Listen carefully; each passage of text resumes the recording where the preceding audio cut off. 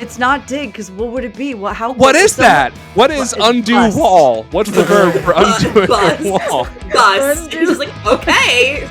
Undo. What is undo wall? Oh man.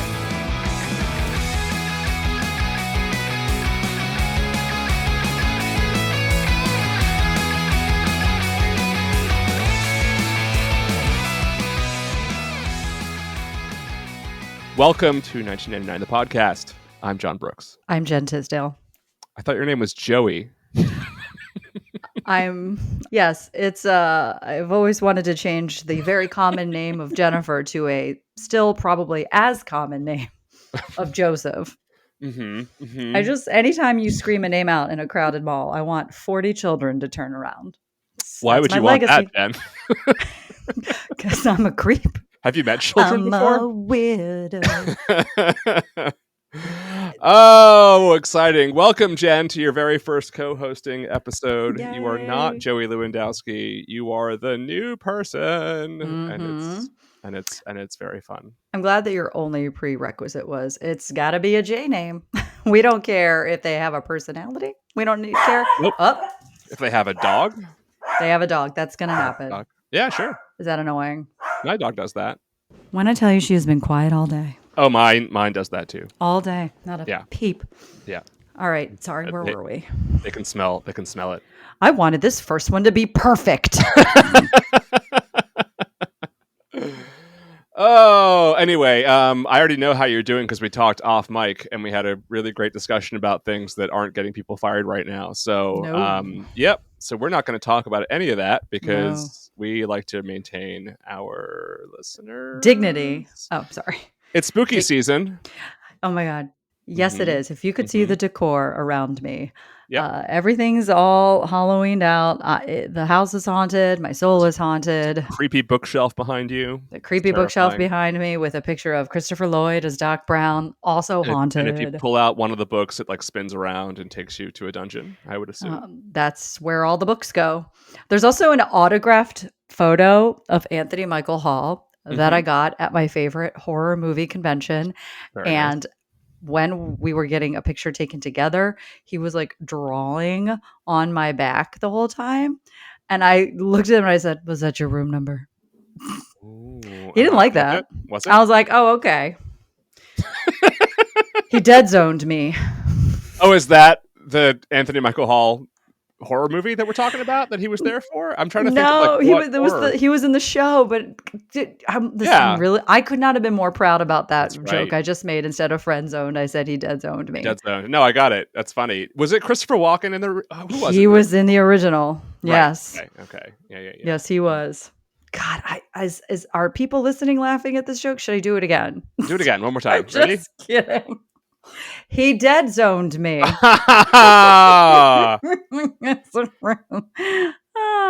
to the majority of our listeners, that's a reference to a show that was adapted from an 80s movie in like the 90s with a star nobody's heard about since 1989.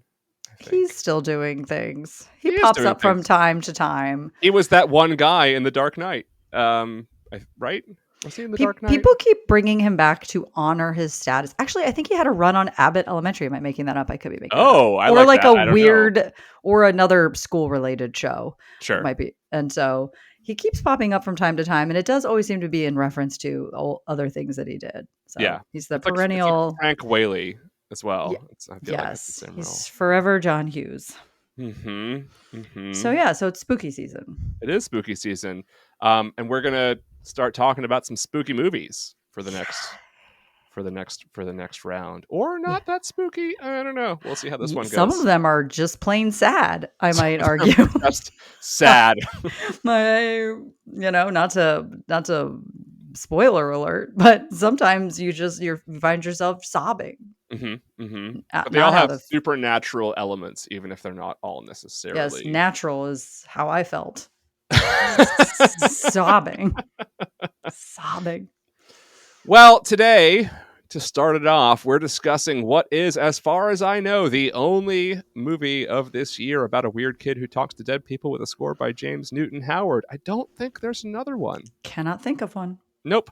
Released September the 10th, the 84th highest grossing movie of the year, just edging out Doug's first movie and going on to earn a respectable $21 million on a $12 million budget. Written and directed by David Koepp, adapted from the book by the legendary Richard Matheson, and starring One Degree of Kevin Bacon, Catherine Irby, Ileana Douglas, Jennifer, credited as Jenny Morrison, and the guy you get when Larry Miller and Stephen Root aren't available, Kevin Dunn. Today, as we kick off spooky season, we are discussing Stir of Echoes. Bum, bum, bum, bum, bum, bum, bum, bum, bum, bum. What is that song? I know that song from somewhere. Who doesn't know that song? Who doesn't, Kevin? We will talk about it, I'm sure. Knows the song. What a man his age. We'll get to that. We'll get to it. In the meantime, Jennifer, what is Stir of Echoes about?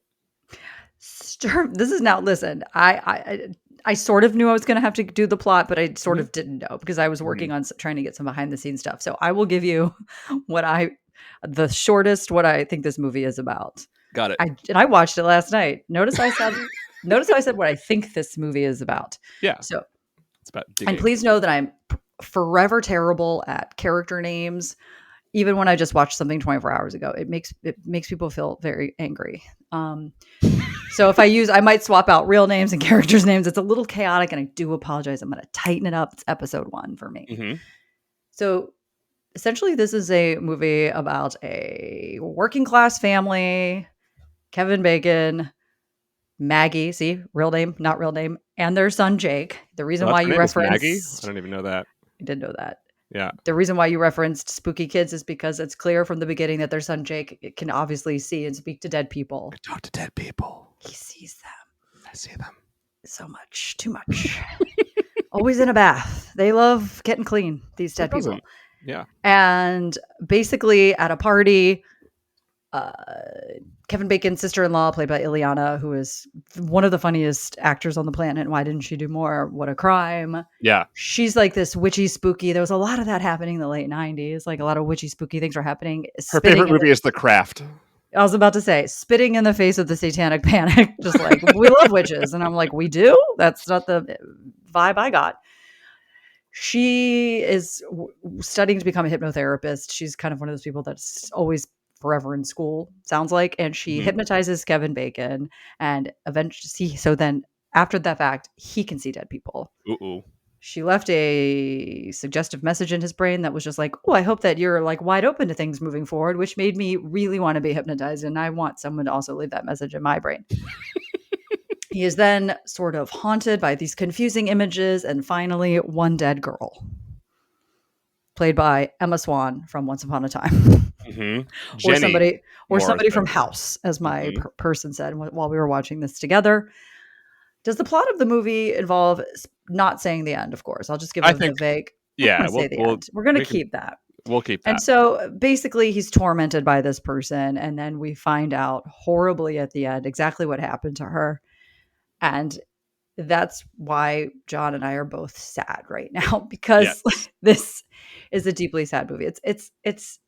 It's one of those movies, and I get why he's not feeling great about it, but it is another, like, a movie where I say to myself, I don't know, if I had powers, I don't think I'd be mad, but also, but I also don't like drinking orange juice, which is something Kevin Bacon has to do in this motion picture, because apparently being haunted makes you very, very thirsty. I love when movies, orange juice, though, specifically for some reason. And I do love it when people come in hot with weird new rules, and then they don't have any rules whatsoever for other things like The Ghost.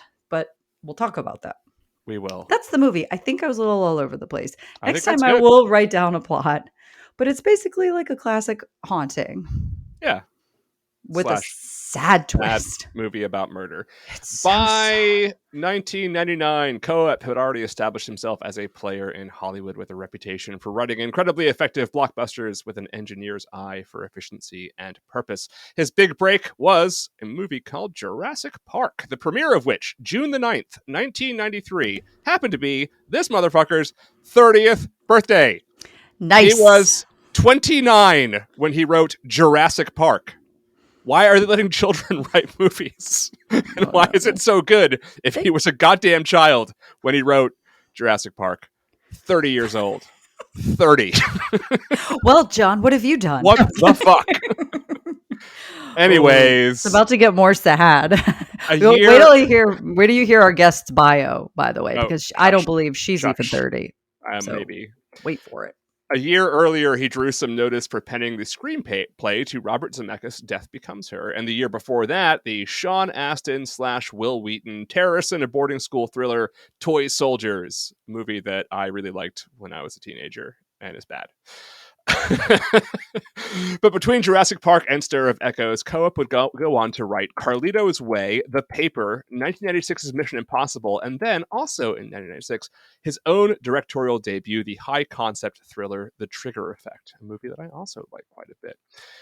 As I alluded to earlier, Stir of Echoes was based on the book A Stir of Echoes by the late legendary Richard Matheson, or as we call him around here, Dickie Math. Matheson was a novelist and screenwriter who wrote for Star Trek, The Night Stalker, Amazing Stories, and The Twilight Zone, including the classic Nightmare at 20,000 Feet. You know that one, right? That's something on the wing. On the wing. Yes. Of the plane. That would be William Shatner and a gremlin. Mm-hmm. Famous episode. Mm-hmm. As well as having adapted several works of Edgar Allan Poe, like The Fall of the House of Usher and The Raven, for director Roger Corman in the 1970s. Speaking of The Fall of the House of Usher, Netflix just dropped... We're not allowed to speak. I'm aware. I haven't started it yet. I haven't started either. It dropped today. Yep. So maybe if I'm not too tired, I'm going to watch it. And I follow Mike Flanagan on Twitter, and I already have had some. He seems really excited. Things. He's very excited about it. Why is he doing that? Why is he not really? He's just responding to people asking questions, and I'm like, don't say things. Well, who are these people already having questions? Okay. Why are you watching it at like noon?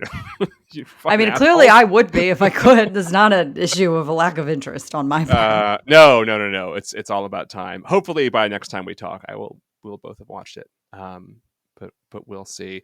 Among his works of fiction that were adapted to film, probably the most famous is I Am Legend, which has no less than 3 adaptations, the most recent being the 2007 film starring Will Smith.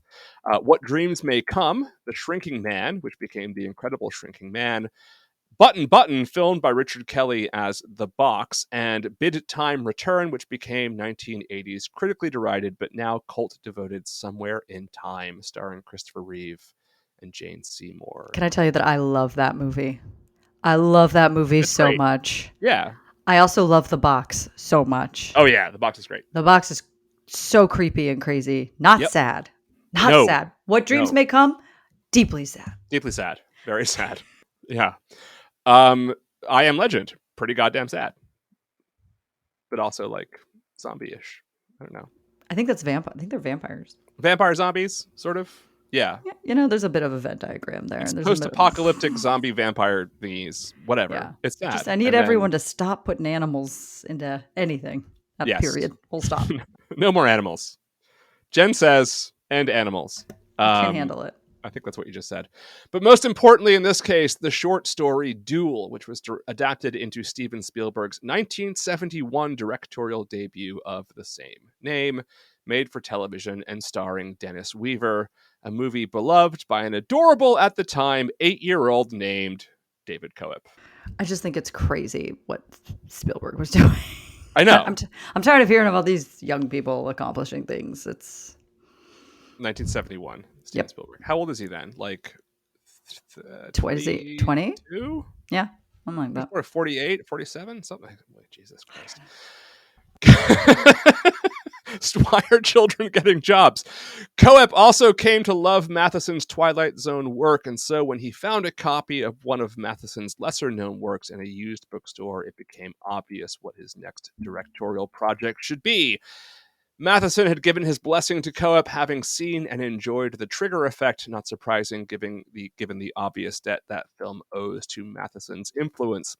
But the film also diverges from the source material in a number of ways, some minor, like the main character's name being changed from Wallace to Witzke, probably to sound more authentic to the film's working-class Chicago setting, but more significantly by removing the key plot point of the novel, which is that after undergoing hypnosis, Tom begins to hear people's thoughts, which is what the title alludes to, and what makes the title of the movie make zero sense. I had no idea. I didn't either. So instead of ghosts, it was just he was psychic.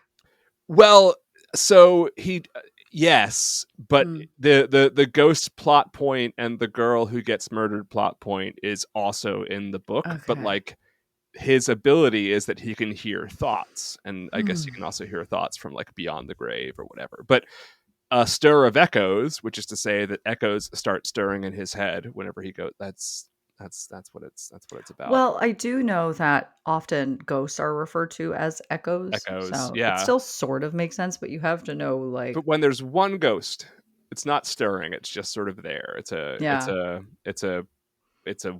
one ingredient of echo, not a stir. 1 degree of echo. Yes. 1 degree of echo.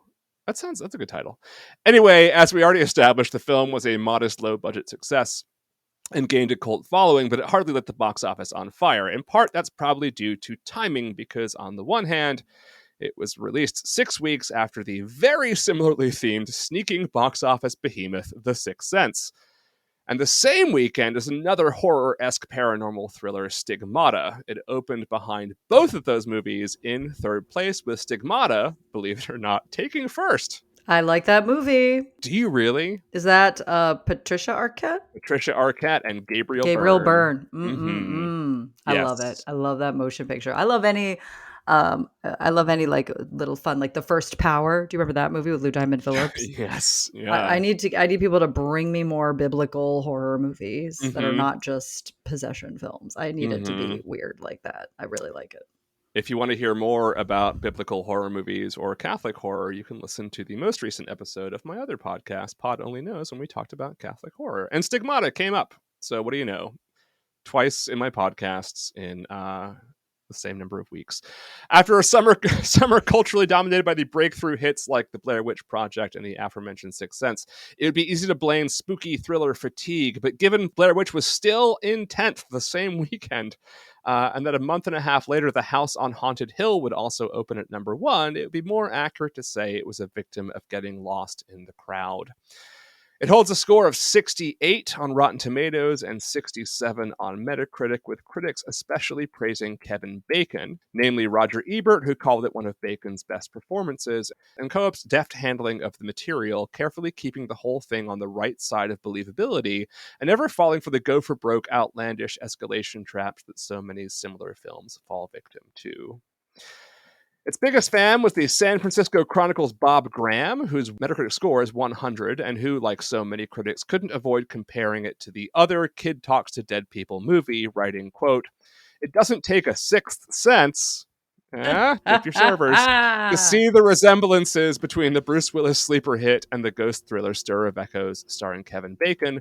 Both feature boys who see the dead, for starters, but don't push the similarities too far, including the one where the temperature drops when ghosts are present and we can see people's breath. Stir of Echoes is much more down and dirty, and the thrills are more visceral. It's also more fun in a hokey, over-the-top way. While the classy, somber The Sixth Sense makes no pretense of going that route, in the Willis film, the 9-year-old boy gravely looks at the psychiatrist and says, "I see dead people." In the blue-collar Stir of Echoes, the 5-year-old boy looks at the camera with a level gaze and asks, "Does it hurt to be dead?" Big difference.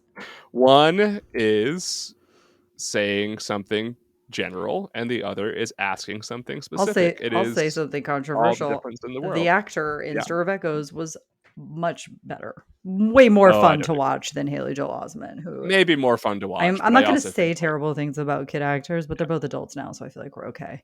Haley Joel Osment's very annoying in that motion picture, and the kid who plays Jake is kind of an adorable delight. Sure. I hope the internet comes for me.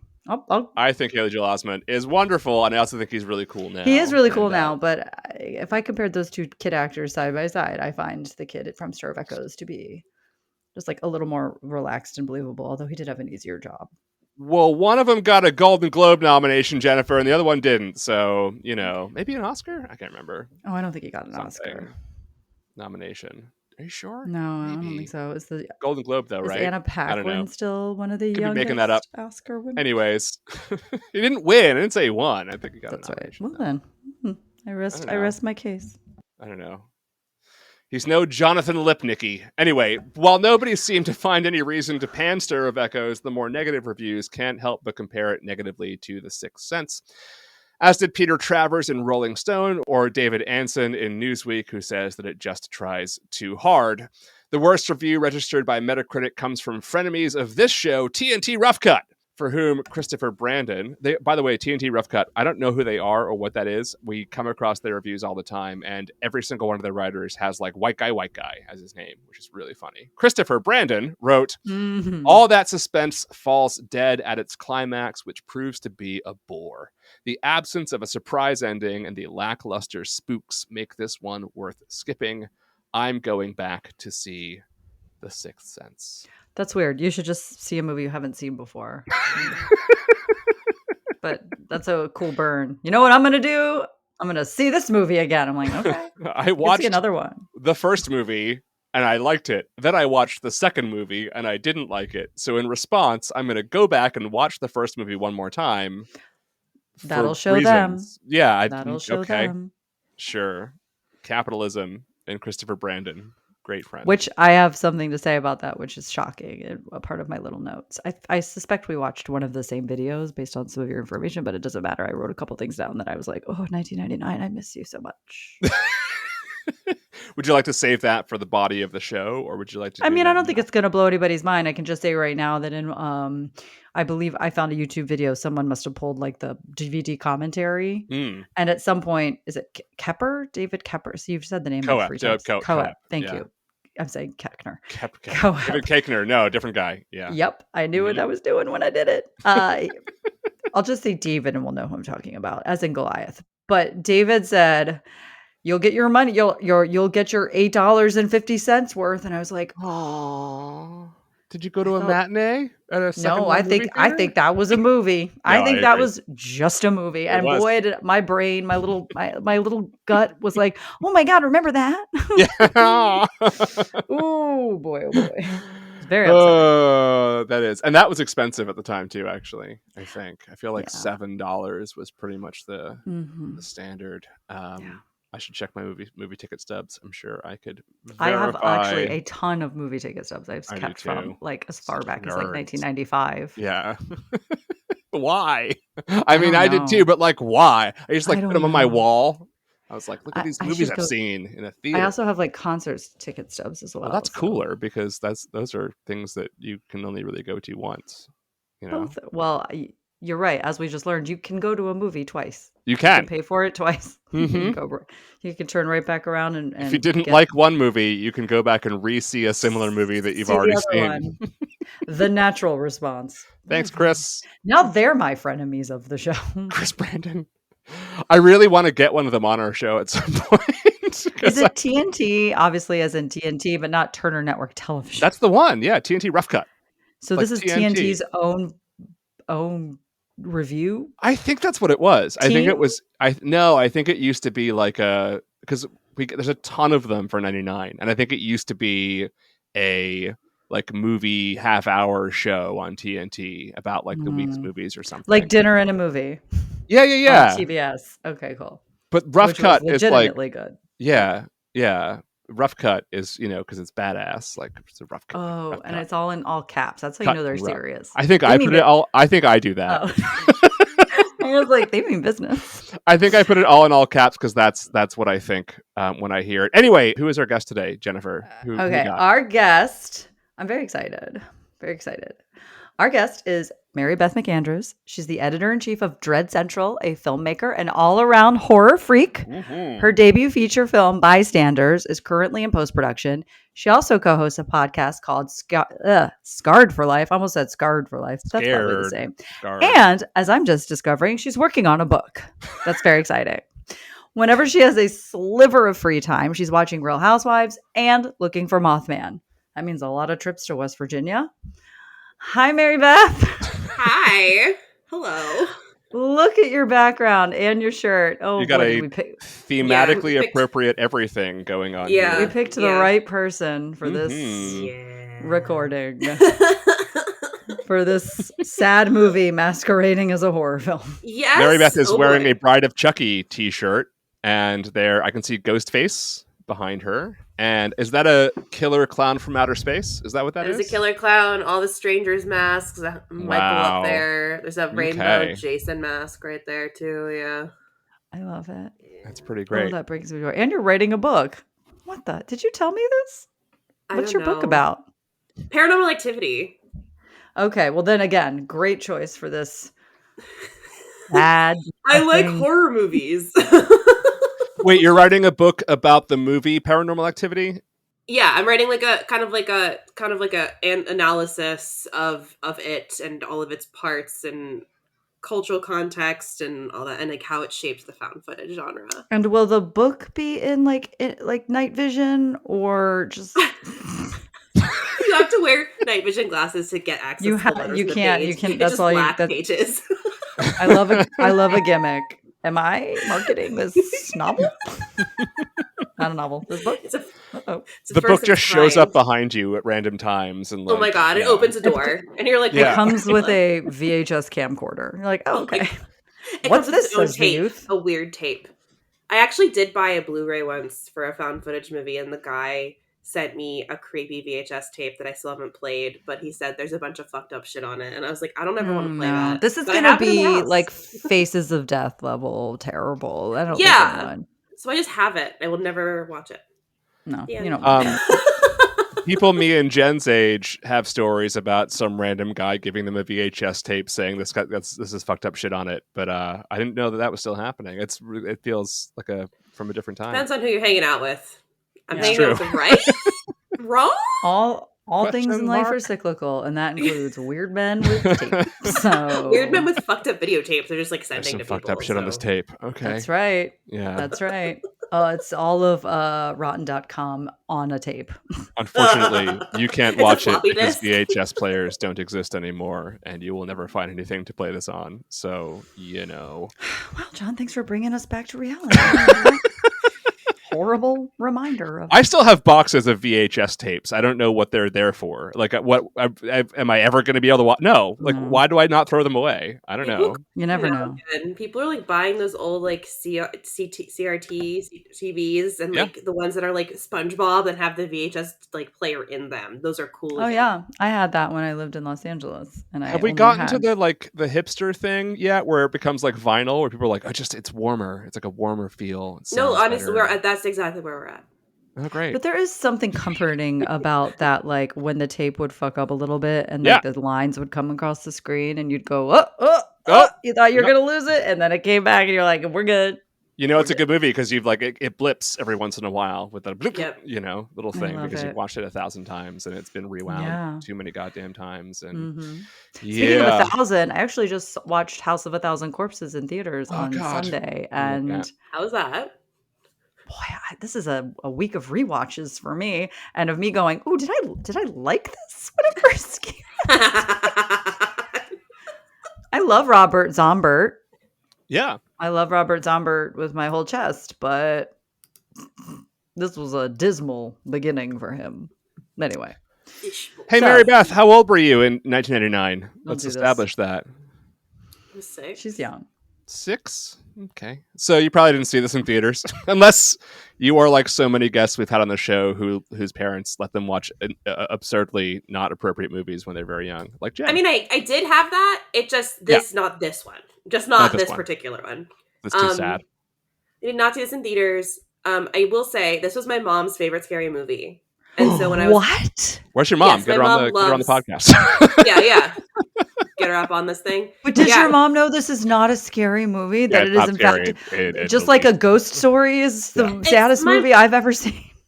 My mom just gets scared by fun. I don't know. We're not. I will say, did not get the horror gene from her, and that's okay.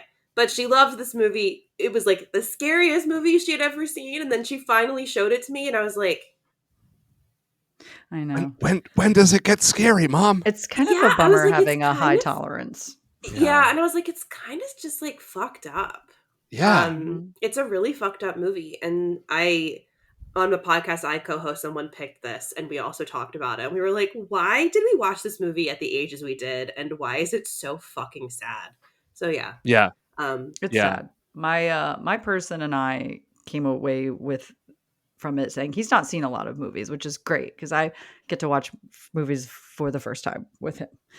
And we were both like, most ghost stories are sad. And when I think of the hauntings, exceptions, of course, like maybe The Shining, I'm not afraid of that, but I understand it's scary. Yeah. But the haunted movies that I am afraid of are demon possessions and poltergeists, which are not necessarily ghosts, although poltergeists also made me feel sad. But most of the time, as I was like, well, I must be wrong. And I started Googling ghost haunted movies. And I was like, no, these are all very sad. These are all sad. I'm not scared. It's all usually about like someone who died in the most tragic of circumstances. And you just find out at the end, like, oh, this scary woman was literally a mom who lost all 5 of her children in the most horrific way possible. Yeah. And she's like just trying to find comfort in the afterlife. And you're like, Jesus Christ. Yeah, she just needs you to consecrate those bones. Yeah, man. Light her bones on fire. Let her reunite with her children in heaven. God damn. Like, have you seen The Woman in Black, the Daniel Radcliffe one? Yes. That movie was scary. And then also the worst, I watched it with my stepdad and he's like, why'd you make me watch that? I was like, sorry. I was openly weeping last night. I was like, okay, well, obviously something else is going on here. Have you watched The Orphanage? Have you ever the Spanish movie, The Orphanage? If you want to cry, everybody, if you need, I do. If you either eat wasabi or watch The Orphanage and you will cry. What's the Nicole Kidman, The Other? That's the one I was just about to say. It's like that one, I think it hits that street right down the middle. These are the movies, these are the ones that are so clearly like, do you get what this is this is like an analogy? Do you get what we're trying to say? And I'm like, yeah, but like, I want to be scared. I don't want a message. The Others works really well as like a drama, as the plot twist works really well. Like the hair looks great. The scariness, like the eeriness works really well. The jump scares are good. Like it works. It's a horror movie for people who are like, not into horror movies necessarily, but it just works. And I feel like this movie tries to walk that tightrope and has some success. Like I didn't hate it the second time I watched it. I think this was the second time. This is only the second time. I think so. Like I was like, time. I was trying to think back of like, yeah, I think this was the second time. I just had this really fond memory of seeing it in '99 when it came out and being like, I think I just like that Rolling Stones song, and I forgot everything else. I was like, I think this is song? What is that fucking song? What song is that? Okay. I'm like, Kevin Bacon, you know what song that is. You literally play shirtless guitar. This man is in a band in the movie. In the movie. He's like, I'm in a band. And then he's like, oh, what is this song? And I'm like, God, I know that song. It's like if someone's like, happy birthday. It's like, what the fuck is that? Like, dun, dun, dun, dun, dun, dun. I can't. It's haunting me. Why do you think they I've heard this before. I know, it's so crazy. Why did they choose? That was driving me bonkers. Yeah, why did they choose Painted Black? I mean, you're younger, Mary Beth. You know Painted Black. I do. Right? I do know Painted Black. I remember because literally everybody does. Yes, of course, I know what Painted Black is. Yeah.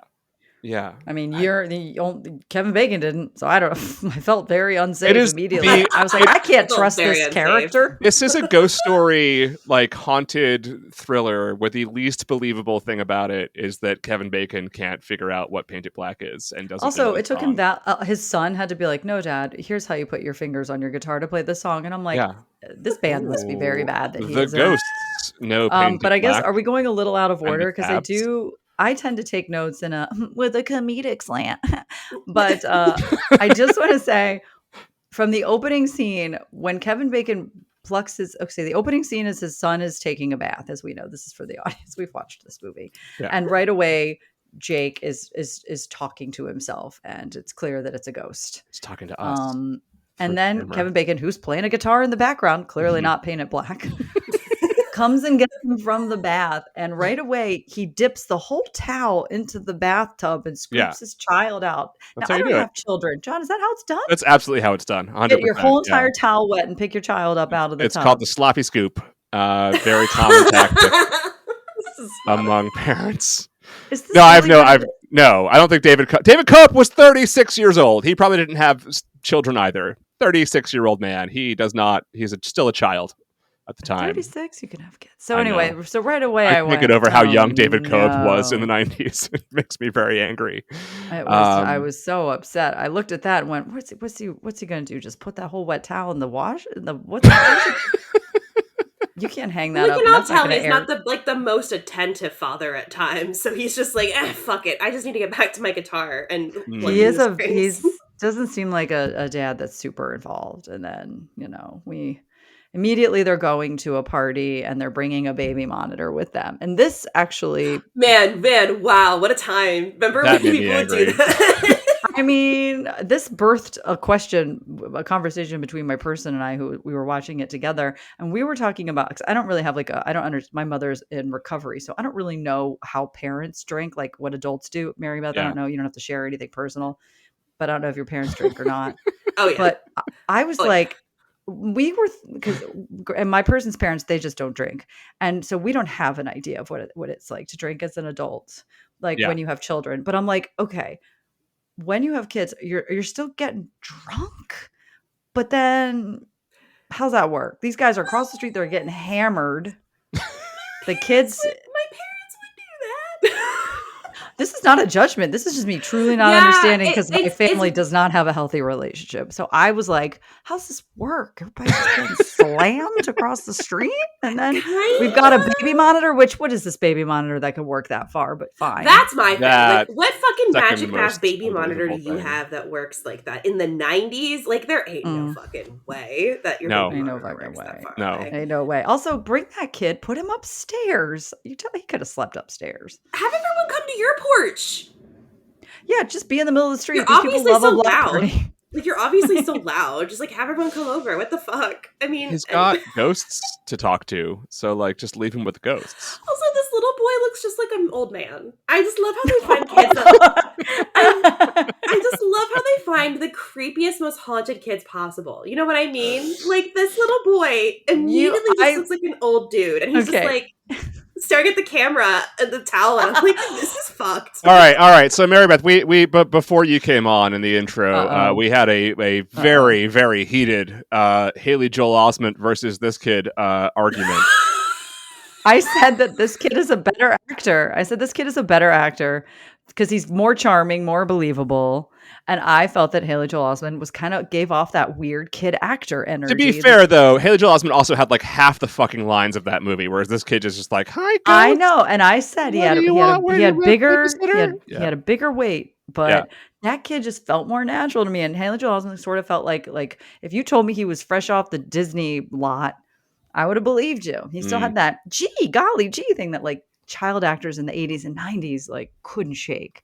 Child actors only got good recently. They were very cheesy and very bad up until. I also feel that yes, but I think Haley Joel Osment's performance in Sixth Sense is part of the starting of them getting good, right? Because he actually does. I mean, if you want to be technical, you could say Forrest Gump, but fine, it's Sixth Sense. Fair enough. Mary Beth, which one's better? What do you think? Settle this debate. I was like, wait, Haley Joel Osment's in Forrest Gump? Yeah, he's Forrest young at the very Junior. At the end. Yeah. He was actually better in that than he was also in the Jeff Foxworthy show, but you didn't know that. Yeah. Oof. I don't know why I know that. Please. I was going to say, wow. Well, I think it's because you must be a redneck. Oh, it's true. Yeah. Famously. Sorry. That's how you know. If you know that Haley Joel Osment was in the Jeff Foxworthy show, you might be smarter than a fifth grader. Oh, boy. Oh, God damn it. Fucking Jeff Foxworthy. That's okay. He was funny. Anyway, Mary Beth. That's sending me tell me weird that I'm right. I don't know if I'm going to tell you you're right, though. I don't know. It's hard. It is hard because Haley Joel Osment is turning a performance, but this kid feels like a kid because he's not the center. It's so hard to compare because Haley Joel Osment had to turn on the performance and he was so good. But this kid feels more like a kid and not But it's also hard because Haley Joel Osment's character was the wise beyond his years character who had gone through crazy shit with his mom. But I don't know, that might be going too deep into me examining the performance of a child. But that's what we need to. Well, I will say that the reason why this child's performance probably felt so natural is because this was his first acting role ever. And they had scoured the Chicago area for a child, they saw hundreds of kids, and for some reason, this kid was the guy. It's always hundreds of kids. Where do you get the hundreds of kids? I don't know. They put out a want to be in a Kevin Bacon sad movie. Just pick a fucking kid. Like, there's lots of kids. Just pick one. Like, yeah. Most of them are as good as each other at acting. So, like, just pick a fucking kid. Well, as one of the producers of the movie said, all of the children before this kid, I think his real name is Zachary. Yeah, that sounds right. They were quite hyper. They couldn't sit still. They couldn't get the lines out. And for whatever reason, this kid was just like, probably traumatized. So he was like collapsing into himself like a dying star, whatever, and was able to deliver those lines with the perfection and ease of a much more talented Haley Joel Osment. I don't know. I can't.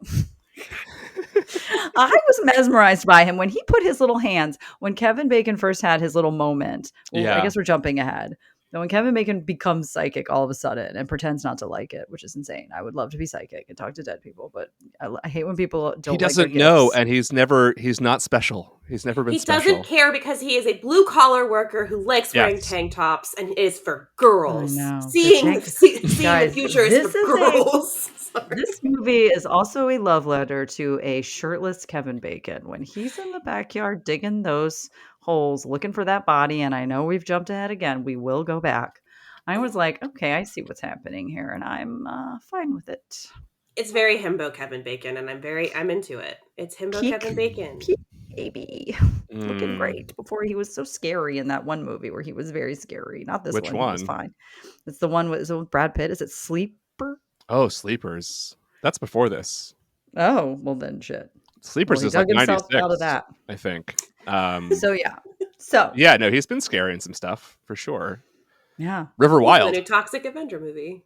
Weird. Is he really? Yeah. Ooh, that's going to be very good. I'm excited about that. With Elijah Wood playing essentially Gollum. Which is really fucking weird. And he looks great, though. He also looks a little like Danny DeVito as the Penguin. Penguin? Yes, he gives very much Danny DeVito Penguin. Where they like, well, we've got the hairpiece still. And I'm like, use it. It's been sitting in storage. We got a couple wisps left. Might as well just glue them on there and see what happens. I love that Elijah Wood found this like late stage career lane of like dope ass fucking weirdo, and I fucking love it. He owns Spectre Vision too, or like has I don't know if he owns it or he started it, but it's like a whole weird ass production company that makes movies like Mandy, and he just like is doing all this cool horror stuff now. I'm like, good for you. Take all that Lord of the Rings money. I just saw that he curated a horror movie playlist for Pluto.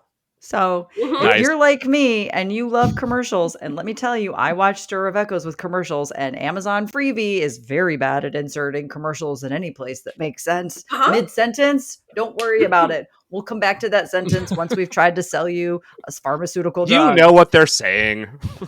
It was crazy. I would be in the middle of starting to feel sad, and suddenly it would be like, freebie! And I was like... It's my favorite when it's like... Cymbalta!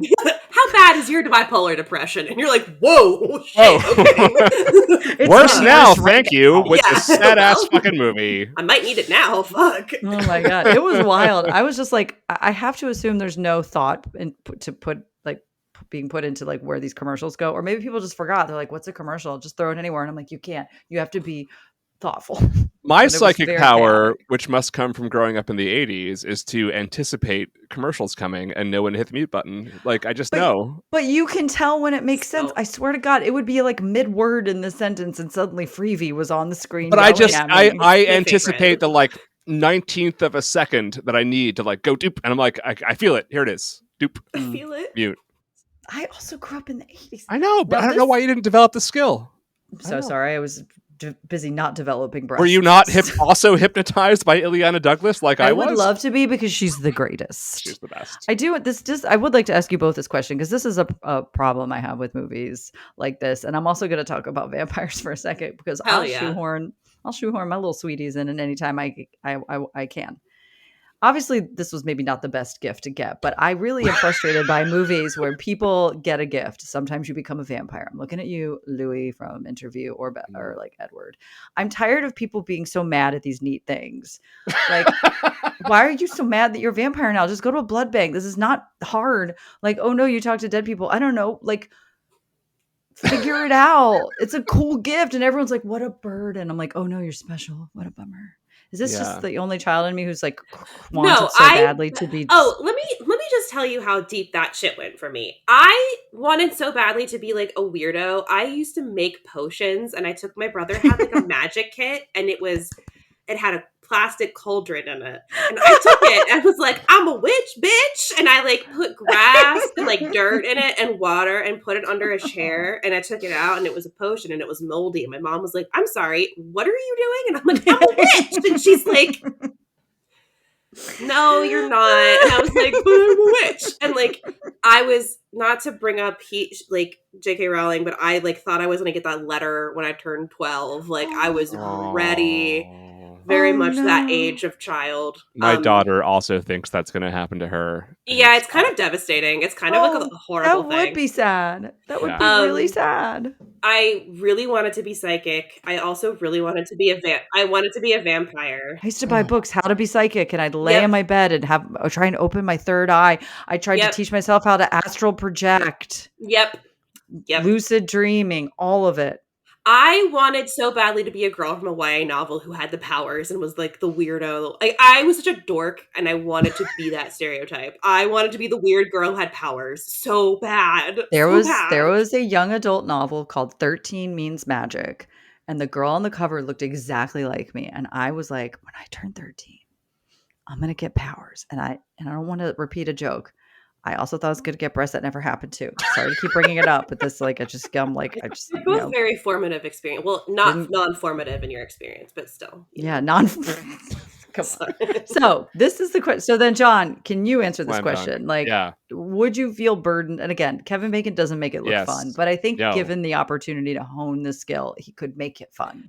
I could work in forensics finally and not have to be a full cop that still help solve murders. You know what I mean? Make a TV show about you with Patricia Arquette, where she is the medium. Followed by the sequel, The Large. Jesus Christ, Jen.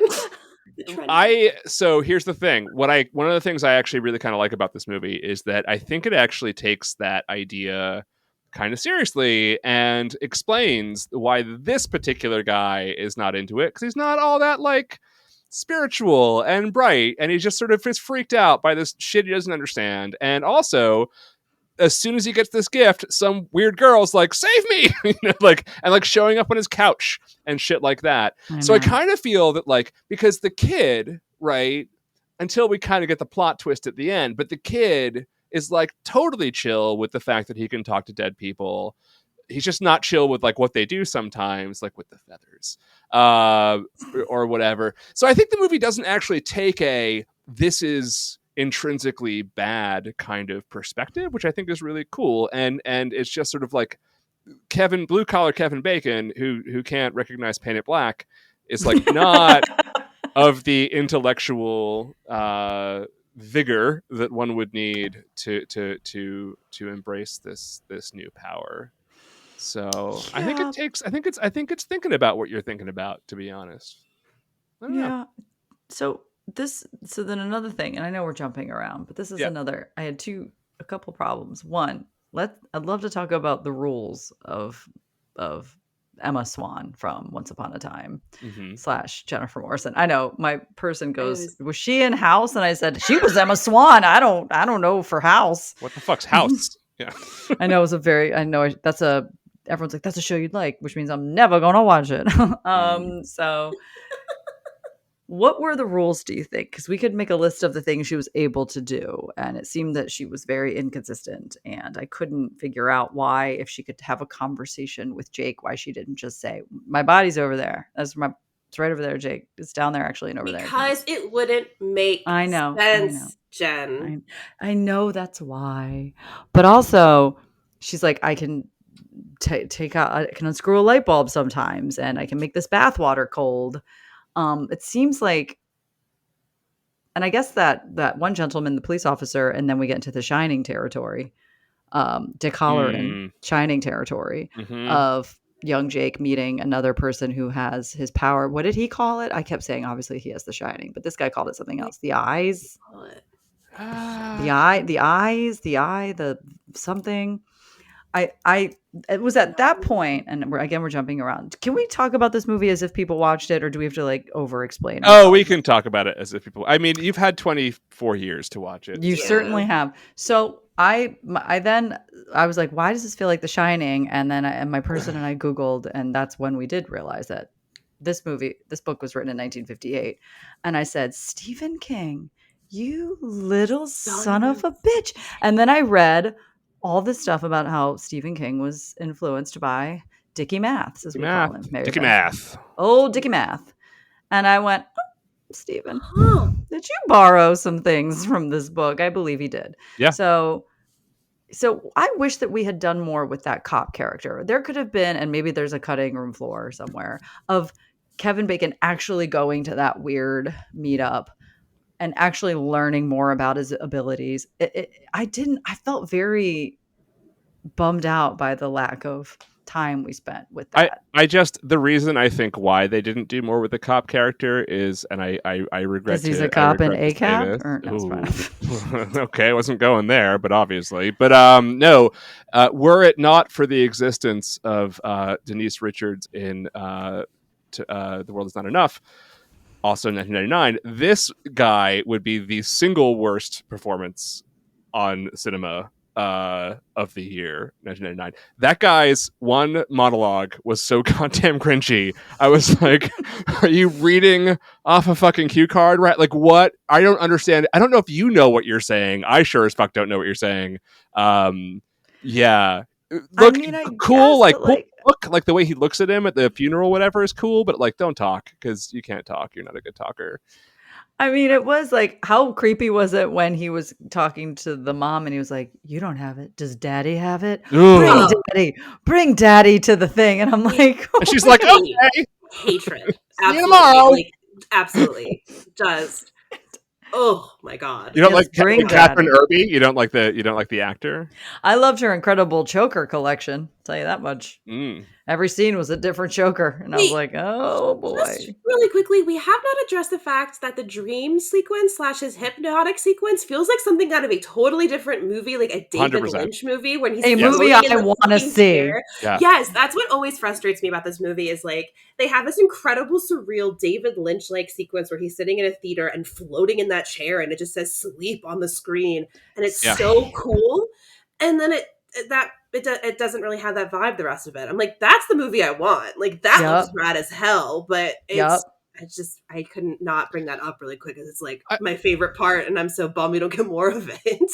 I mean, Koepp comes from the same, like he is a borrower. I mean, I don't think he's necessarily someone who has his own like unique vision. I think he loves making films, and he's obviously a very good screenwriter. Like he's written some really great screenplays. I know he's kind of thought of as like a Hollywood machine hack at this point, but I don't think he is. But I don't think he necessarily has he's very competent. I don't think he has his own vision, and I think he does love things like David Lynch, and obviously he grew up loving Dickie Math, and like Brian De Palma came to the set while they were filming it and like gave him some advice on some ideas of like some things to shoot. And Brian De Palma, of all directors, for Brian De Palma to show up and give advice feels why Brian De Palma? Well, because he wrote Mission Impossible for Brian De Palma, so that's why he knew him. Right? That makes sense. I always forget Brian De Palma did a Mission Impossible movie. I don't know why, but I always forget it began in the 90s because it's been so long. I know. It was the 90s, right? Yeah. Greatest action movie series of all time. 1996 is the first one. Yeah. Unbelievable. Unbelievable. Yeah. So, yeah, I mean, I think that like the sense of a little bit of Kubrick here, a little bit of David Lynch there, I think that's just sort of, I don't think he'd be object to you saying that. But it also like, does it all really work when you kind of put it all together? I don't really think it does. It's like admirable and like neat, but doesn't it helps it feel different. You know what I mean? Like it helps it feel a little bit different than your usual ghost story. Cause like in this era, I feel like there were a lot of these kinds of ghost stories coming out, like Haunted House and the family. And this one's like a little bit different because it's the dad, like a relationship between a father and a son. And we don't usually see that in horror in this kind of way. And I do like outside of this, I do movie does a really interesting job in handling like motherhood versus fatherhood in a way that horror doesn't typically handle it. Like in this, it's the father and the son having a bond and the mom being kind of kept out of it, which is really interesting to kind of see how that relationship works. And it doesn't really work all the way because it's the 90s and like gender, whatever. But it's still interesting to see how they have this really like close relationship between a father and his son, and like what that means to him, especially as a guy who's like kind of represents that like toxic masculinity, not toxic, but like, you know, as we see at the end of the movie, like that masculinity, toxic masculinity thing, and how it's it is. Well, I don't think it tries to be that smart, but I think it's kind of there's some interesting stuff going on in a movie that is trying to be like himbo Kevin Bacon, but also like he's kind of a okay dad maybe sometimes. Who knows? Yeah. They didn't give us much lead up to the, like, he was hit right away with the power. So we didn't really get a chance to see what exactly their relationship was. Yeah. I kind of got the sense that he wasn't very connected to his son, even though he was doing the bath thing, but he was also just strumming the guitar while his kid was in the bath, which I don't know. I know he was right there, but I still thought you should look up a couple It's also going to like a frat party across the street with the fucking baby monitor. So, you know, the dad doing like the motions, but and then being very sad when she announces her pregnancy, which we didn't say. That was nuts. And he's like, I was like, whoa, shit. This a is plot point that becomes immediately irrelevant, like within 10 minutes. I know. Like, why did we even have that as part of it? Because moms have to. The only plot we can give the mom is her having a pregnancy again. Well, I can say about this motion picture that David, he viewed Tom as being in a midlife crisis, and that the other woman is the ghost. Wait, what? I'm sorry, that's the metaphor? David Koepp said this? in what I assume is the DVD extras that I found via YouTube. What? This is what Catherine said. So I don't know if David expressed this to her. Catherine is the one who played Maggie, the wife, the mom. We're on a first name basis with all these people. Yeah, they're homies. Yes, she was like, Tom's having a midlife crisis, and she specifically said it so 90s. She said, except the other woman's a ghost instead of, like a secretary or something. And I was like, you had me until that. So yes, he's cheating on his whole family. And when she said that, I went, yeah, that is like kind of it, because maybe that was the reason why we needed to hear about this new baby, because there's just all these things coming at him that are pulling him further and further into adulthood, except for this one thing, which is pulling him out of literally everything.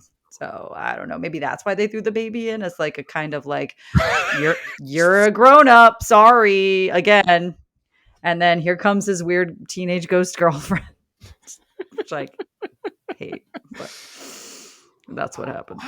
That's interesting. Like, for that to work for me. Do you see it now that I say it? I see it, and now I'm like, okay, well then, like, go make that movie, because you didn't make that movie. Yeah, cheat on your wife with a ghost. Where's that movie? I want not even cheating on your wife. I want that movie. Fuck. Yeah. Using the ghost as the metaphor. It could have been Ghost, starring Patrick Swayze. Yeah, I don't. Another sad ghost story. I'm sorry, we are not. I mean, I think that's kind of the problem with this movie, right? Like, there's a lot of ideas that never really quite pan out for whatever reason, and like that, I get what he's saying. And now I'm the scene where they're like on the phone, and he's like, everything's fine, it's all good over here. Sorry about the fight earlier, and then it's like the whole floor is just. That was actually the only scary part to me, because his voice was so different. It was as if he was possessed in that moment, and he just walks. He reminded me of Bill Paxton in Frailty. Yep. Frailty. He's a different person altogether, seemingly out of nowhere, and the calmness and fake normalcy in his voice as you pan over to this floor that has been completely torn apart. Mm-hmm. I thought, well, that's actually very scary. It's also very Shining-esque. Scary is with he's just destroying things, looking for something. I think like the scariest part of this movie is the dad kind of losing his mind. It's like, there's the jump scares, but I think it is that kind of, the dad is no longer in control of the house, and he is destroying the house. If you want to get like deep into like the domestic space analysis and how he's trying to find the body, it's just really, and the way he delivers that line is so chilling. Like, I think there are these moments that are so creepy and just like, what the fuck? Like, who knows one day when someone could like go a little bit nuts and decide to kind of lose it and do something like that, there's like, it's like obviously not reality, but I think there's some parts that they're kind of like skirting like that fear and that reality, especially if it's like, if we want a cheating anxiety, like kind of metaphor here. Like, yeah. Yeah. You want to hear? You guys got to watch this one part of this goddamn DVD extra, because they were interviewing, just to go back to the kid again, who I'm clearly obsessed with and want to raise as my own somehow. You realize he is currently 30 years old. That's why I said somehow. Okay. And they're interviewing him, and he's sitting in his little chair. And the person off camera goes, "Is it challenging for you to become another person?" And he looks direct to camera, and in the most haunted way, he goes, "That's the hardest part." I was like, "This is what I'm saying." I guess I got a little more information. When he said that, just so scared. That's the hardest part. Like, that kid is possessed. Whatever the fuck you summoned in this movie has now possessed the body of that child. He sees a red door. He wants to paint it black. Yeah, he knows. Oh, that's what song that is. Oh, that's the song. I'm thinking Ode to Joy. Yeah. Also, I read, and maybe one of you read the same interview. I read a much later interview in Entertainment Weekly about the tooth scene. R.I.P. Oh yes, I know about this. That is interesting. And gross. I don't know if I do. It was an homage to The Tenant, which is a movie I'm unfamiliar with. Mary Beth, I bet you are familiar. John, I don't know. I know of it. And basically, it was based on a nightmare that David had, and it was like it's a classic aging dreams, is a quote. It's a fear of your body crumbling and dying, which, as it turns out, is a pretty darn legitimate fear because it's going to happen. One of my kids asked me once what's the scariest idea for a horror film would be. Without hesitation, I said aging, because it's awful. Your body will betray and desert you. When I look at this scene, I see someone's body falling apart before their eyes. As a viewer, I relate to it because it's that inability to not pick at it, to not make it worse. But you have to see how bad it is. I know I'd do the same thing if I were him. I'm like, it also made me think of, did you ever see Bugs, starring Michael Shannon? And my God. Ashley Judd. You want to talk about a light body horror film of people pulling teeth out. Well, like The Fly too. I mean, like, is the right? Yeah. I mean, or even that, like the kind of fall. Yeah. The weird beach movie that M. Night Shyamalan did with Was it Old? Yeah. Which I didn't see because I'm like, I'm getting old. I don't know if this one's for me. I don't like beaches. Fun fact, I told my parents that Bug was a really good horror movie, and they got really mad at me when I made them watch it when I was in high school.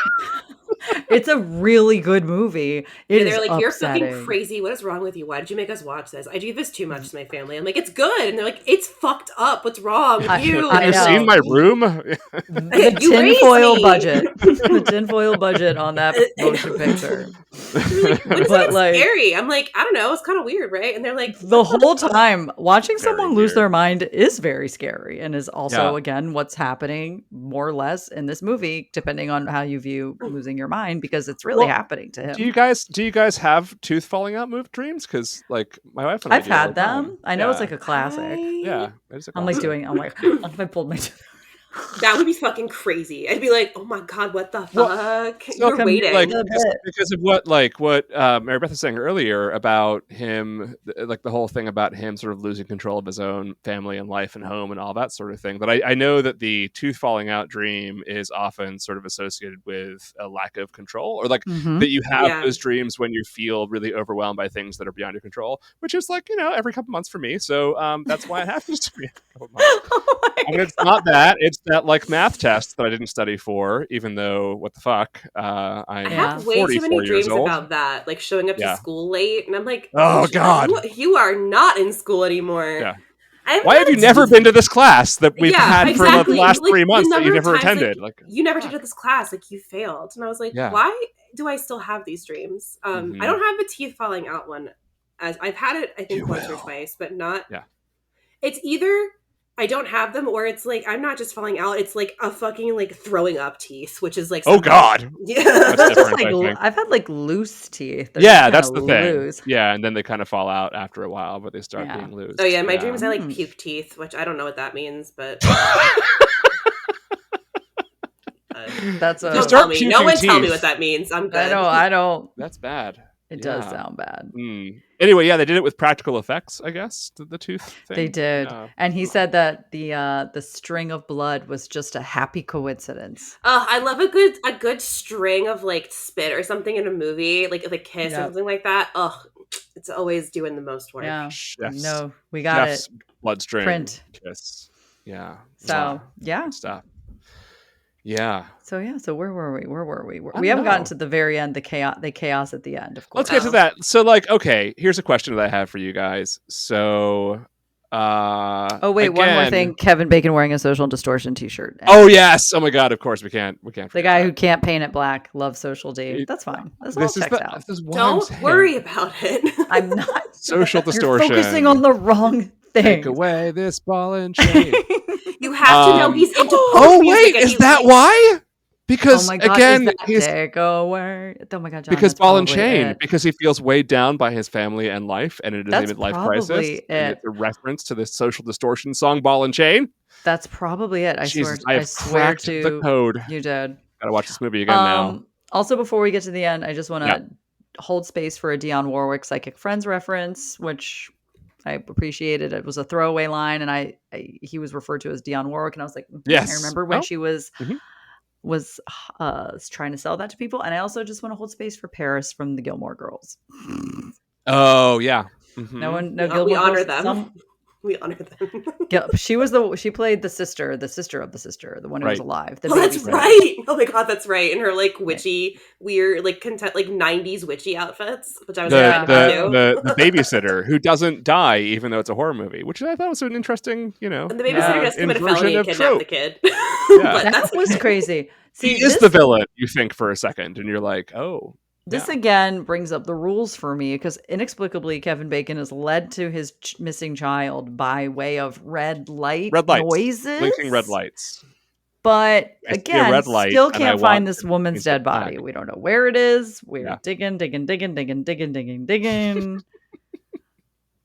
We can be led to all sorts of things, but not that. So I guess not once also like hits like a sewage main. Like there's not like that's my thing. Where are all the pipes? Where's all the infrastructure? Downtown Chicago. You were in a city.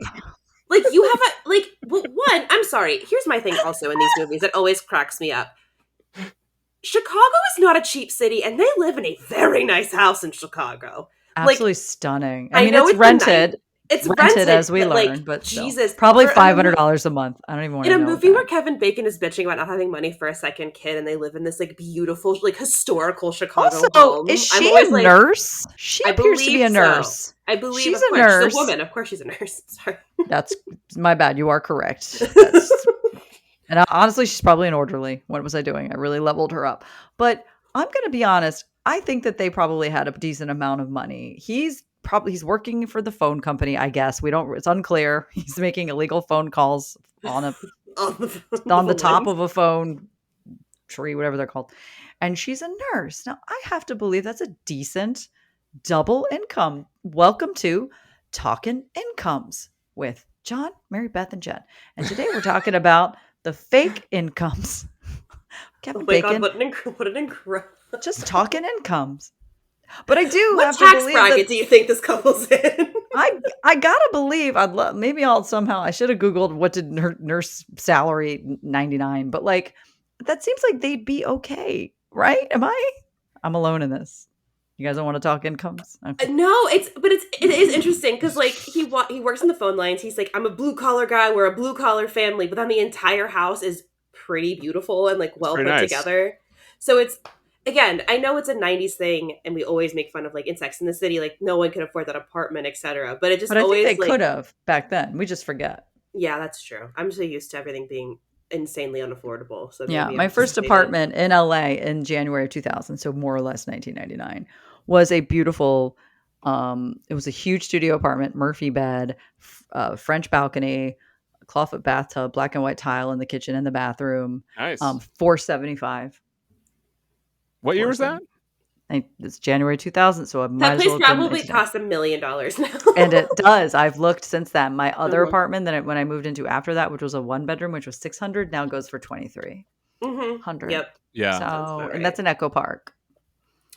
The first apartment I lived in New York City in 2003 was $1,800 a month. What?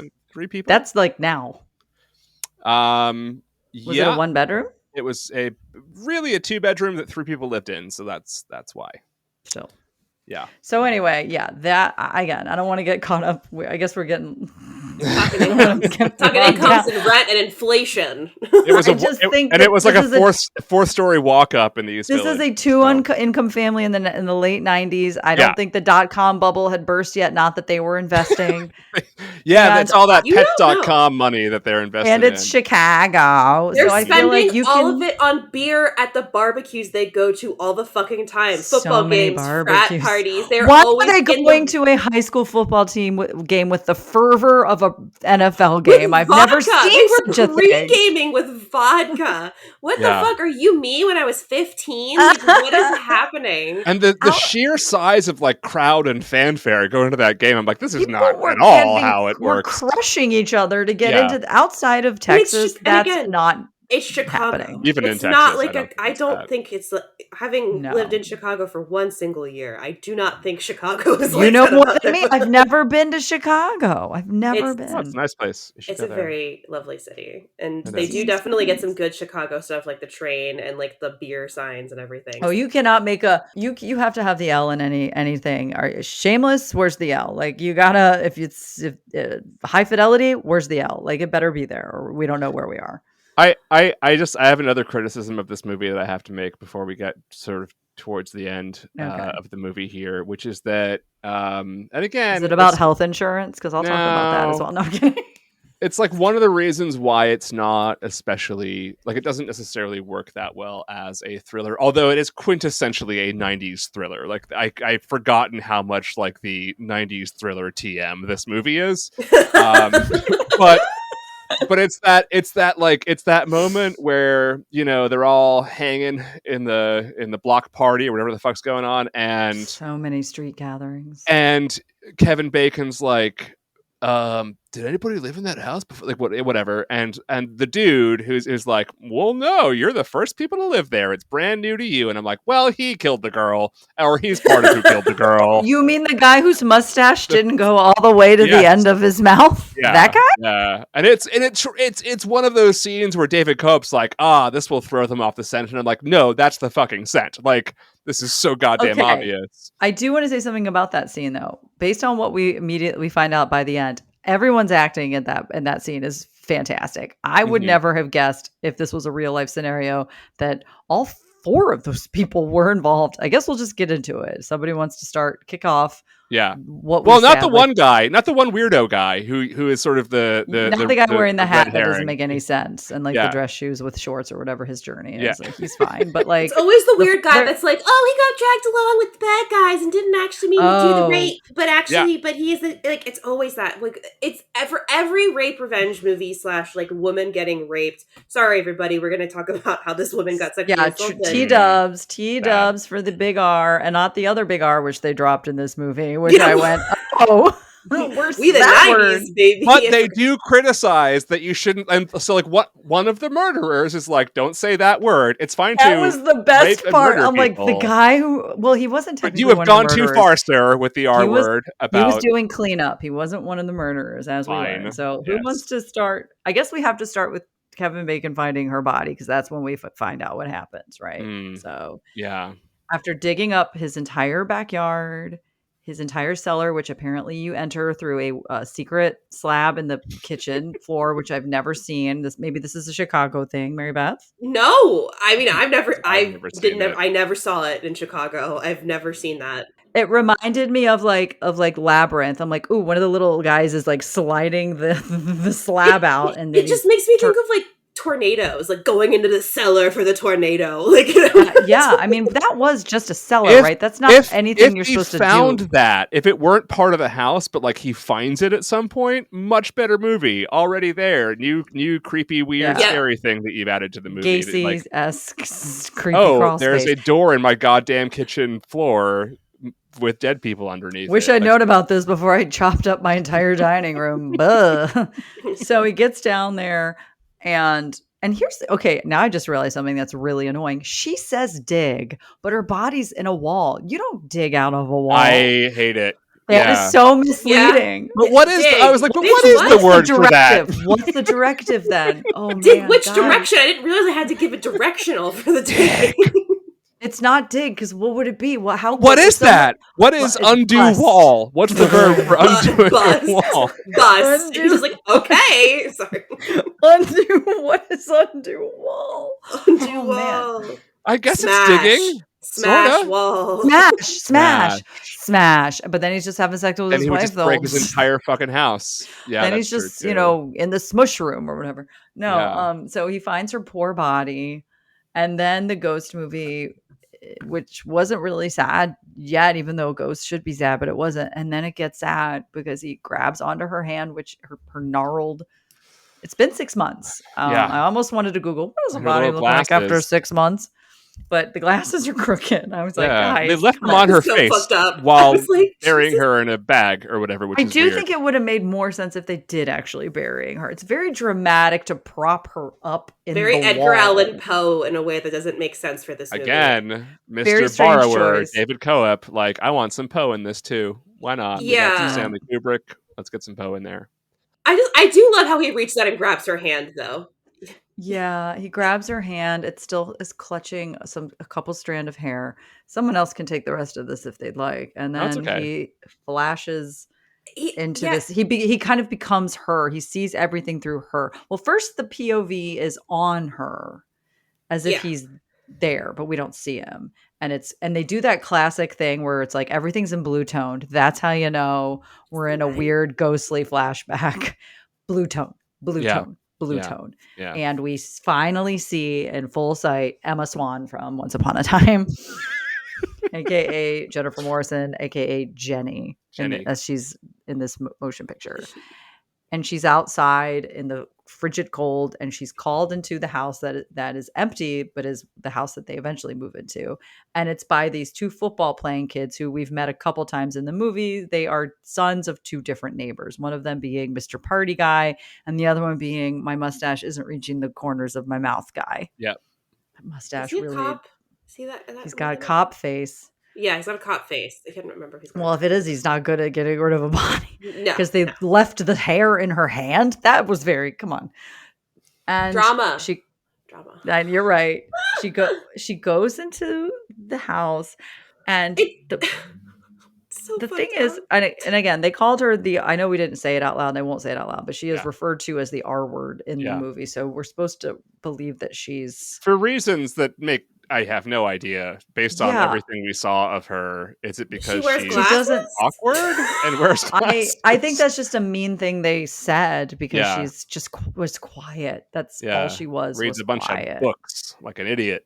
Well, and like she seems like a very naive girl. Like she has like the two like clips in her hair. Like she's a teenager, and she's like kind of an innocent kid, and maybe she's a little bit awkward.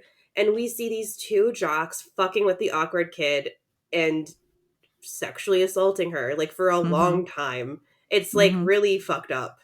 And and we see flashes of this different times in the movie too, and this is when you like put it all together. And the one thing that he showed us, the director David, whose last name I refuse to keep in my brain, the part where her fingernail breaks off. Oof, that is I hate it. That part really sent me. I was like, no. And he showed that a couple times because he's mean.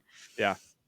So that's what they do. They, in order to stop her from screaming, they grab some plastic that's in the house and they cover her face with it, which I'm not trying to teach people how to assault people, but I would simply put a hand over her mouth. I don't know why we had to go and get plastic sheeting. Very confusing. And then of course she accidentally, I'm gonna finger air quote that, because the one kid who throws up, that's the one we forgot about the suicide attempt. Oh yeah, one of them kills himself.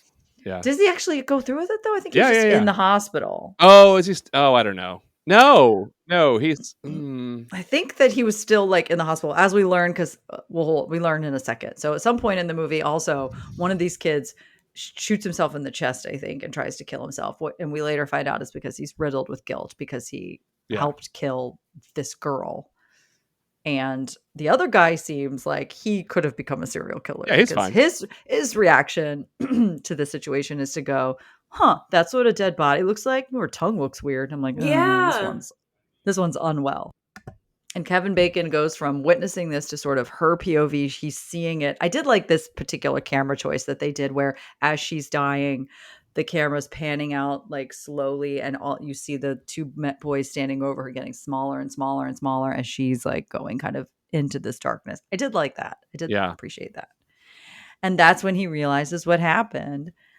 And that's when you're just so sad. But wait, M. Night Shyamalan called. There's a kind of a twist. Who wants to take the twist away? Oh, well, I mean, like he goes over to talk to the neighbor to ask about the kid because the kid is still alive. And he's like, I have bad news about your son. At the hospital. And then it's like, hey, buddy, I just have to share your son is a murderer. And then he's like, ooh, sorry, pew, pew. I'm actually covering it up for him. Yeah. And also the other dad. I do have one question. I have two questions. One, what was Kevin Bacon's plan in terms of like... I don't know. Just call the goddamn police, motherfucker. What are you doing? Like, I don't understand. Do you have police? You could call them. And then here's my next question. So do something good Party dad comes with him. Mustache dad is not there. Party dad is the dad of the kid who felt guilty and tried to kill himself. So I guess we're supposed to believe that these two are slightly better than and importantly, the other boy saw him find the body. Saw Kevin Bacon find the body. So serial killer boy peers through the window and it obviously alerts his father, Stash Man. Hey, fuck. We are found out. The dig is up. So,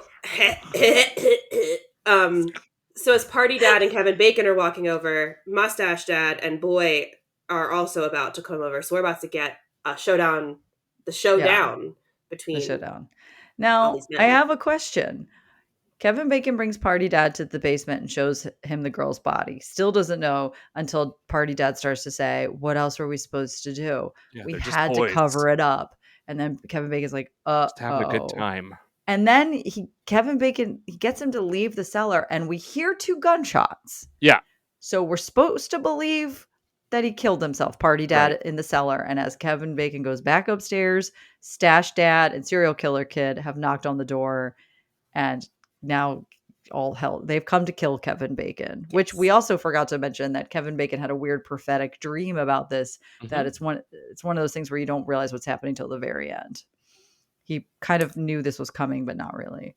The really good reaction about how to cover up the murder that you did is come in with guns blazing to shoot a man in his home. Yeah.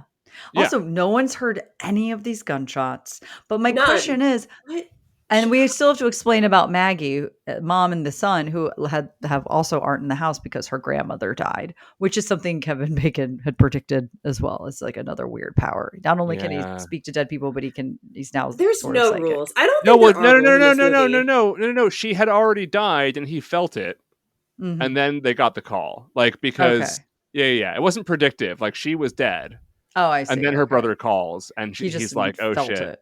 Yeah. So she's out of the house and she's like, I'm just going to come back and get you. It's only an hour's drive. And this is when the weird conversation that we were referencing. And so she shows up as Stash Dad and Serial Killer Kid are in the process of about to kill Kevin Bacon. And then out of nowhere from the cellar, Party Dad's back and totally fine and shoots. I can't remember. Both of them? One of them? Both of them? Stash Dad and Serial Killer Kid shoots them both? I think both of them. Now, am I to understand that in the basement, when Party Dad, when we hear 2 gunshots go off, that he just kind of shot them? What was he trying to do down there?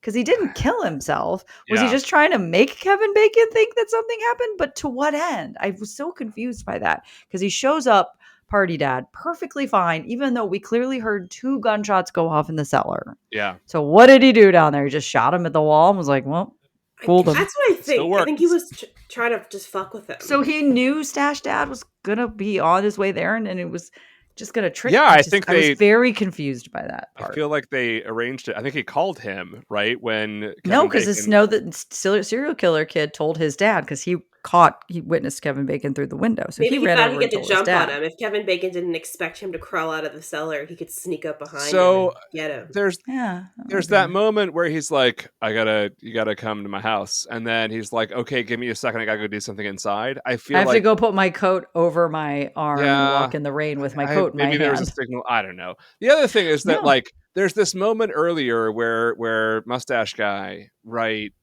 Like Kevin Bacon is bringing all this like heavy machinery to his house to clearly like dig shit up. And he's like, wonder what he's up to. And I'm like, wait, no. So hilarious. You should currently be freaking out because like clearly he's going to discover the body that you know full well is in the basement of that and house. Also that, not to bring it back to like the economy, but that Kevin Bacon's renting the house from that guy. You don't want him digging things up in the basement. I'd be like, let's like what? Is there no concerns as a bodies aside?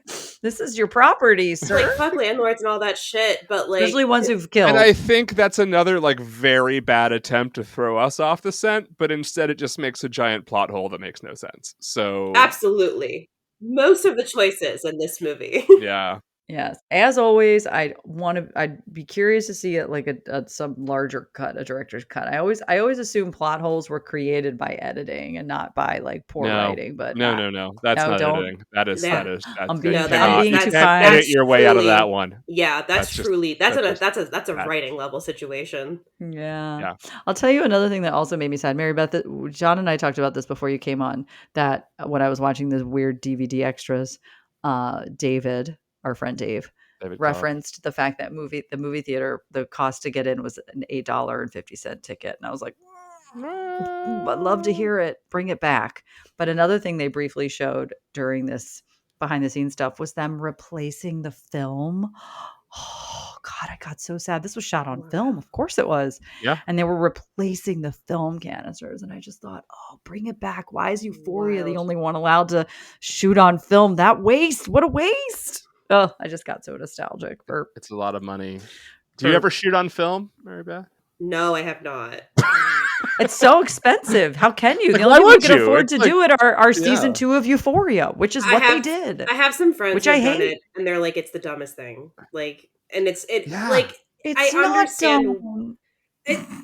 From a filmmaking perspective, it's I just know like you're right. I know. Yeah. There's a really good movie this year that was filmed on, I think, 16mm called Ennis Men, which is like this weird ass folk horror movie, but it's filmed entirely on that, and it looks really good. And it always looks so good, but it is a pain in the ass, especially. It looked very heavy and unwieldy. I wouldn't want to be the person whose job it is to replace the film, but as just a viewer, I was like, I worked at a movie theater growing up, and every Thursday it would be such an exciting, not every Thursday, but getting the new films in these enormous canisters. I was drowning in nostalgia, which is kind of the default setting. And no one's ever going to have the experience of like, so at least one of these, like this, all these 3 things happened to me at least once, right? Wrong film canister delivered to the projector, so I'm watching the wrong movie in the right theater.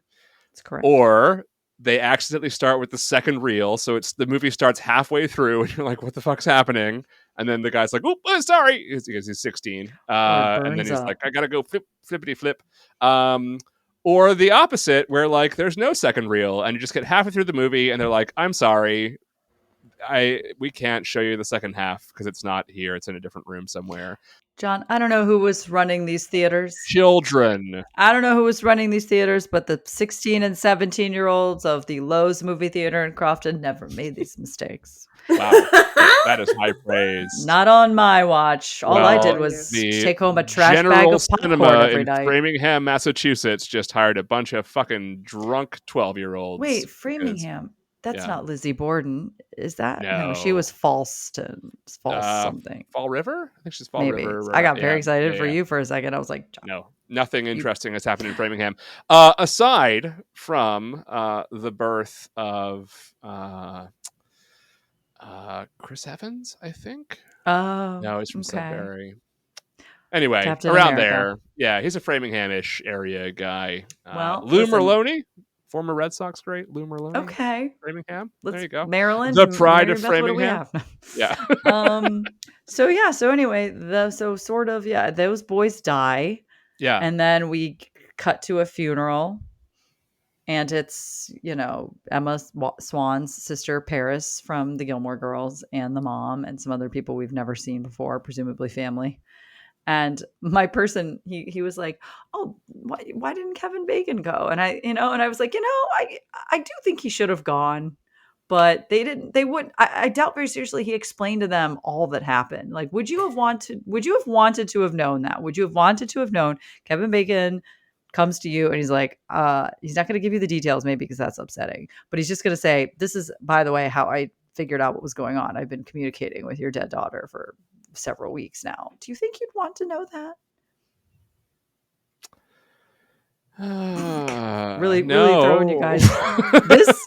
This I never really thought about that until and two-income families.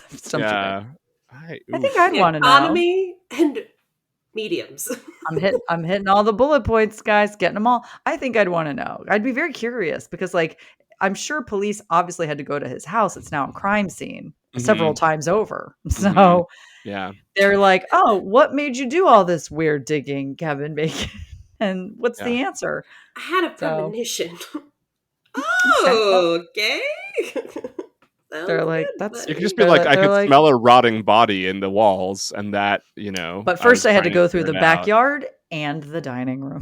Yeah, before I could get to that wall. What's that, like the line where he's like, "That's not where the water main goes," or whatever it is. It's like, that's not how the sprinkler system. I can't remember what the word. That's line how is, Stash figures out something's afoot, even though his son just told him that he found the body. And also, the house is he knows that there's a dead body in the house, and the house has been obliterated, and he shouldn't even have to fake it. That I don't know. Whatever. No. So she's consecrated, and we see her do that happy, like her ghost happily skips away, puts on her favorite orange coat, which I loved. I did love that coat.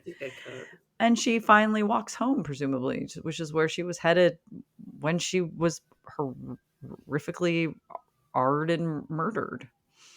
But then we get the second plot twist, the real plot twist, where young Kevin Bacon Jr.